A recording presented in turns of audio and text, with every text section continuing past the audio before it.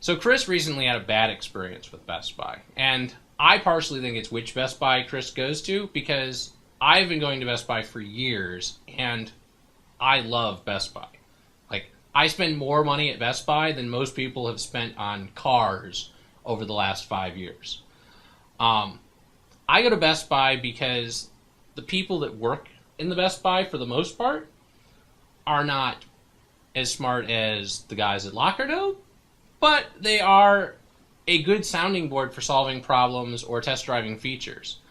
I can order a lot of things on Amazon, but I can't touch and feel and play with them or ask the guy at the store, how does this thing work?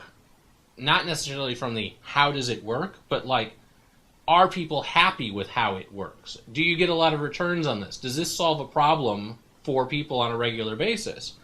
And the Best Buy guys have been very good about telling me that. I will walk up and say, hey, I'm considering this Blu-ray player or this Blu-ray player, and they will say, yeah, this one seems to play fewer of our things, or we have to upgrade the firmware on this Blu-ray player a lot. You should consider getting the other one, which is how I picked the Samsung Blu-ray player over the LG Blu-ray player. Was the Best Buy guy said, yeah, we haven't been real happy with this one. I also like that I can go into the Best Buy and say, I'm trying to decide between this television and this television, and they'll walk me through some of the features of each of them. And that brings a lot of value to me, as opposed to just ordering it online and magically it shows up. I've also had really good luck with returning things. I bought a 5.1 surround sound system that claimed that it did HDMI 1.4a, and it turned out it didn't do HDMI 1.4a unless you shipped it off to the manufacturer for a firmware update.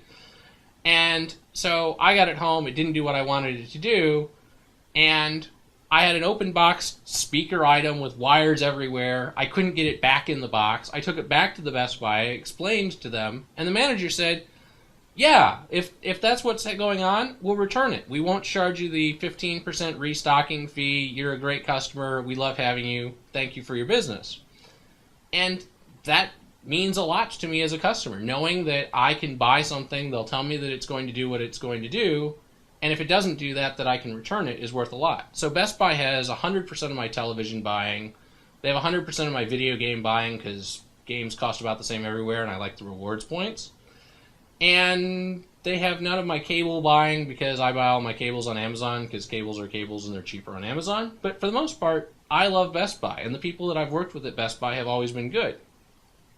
But part of that is probably because I shop at the ones near Microsoft campuses because that's where I'm usually at, and you probably get a higher class people because when I go home to the ones of my parents, they tend to not be as smart or have played with as many of the toys. But anyway, I like Best Buy. I've always had a very good experience. Been very different from what Chris experienced the other day with his bad coupon.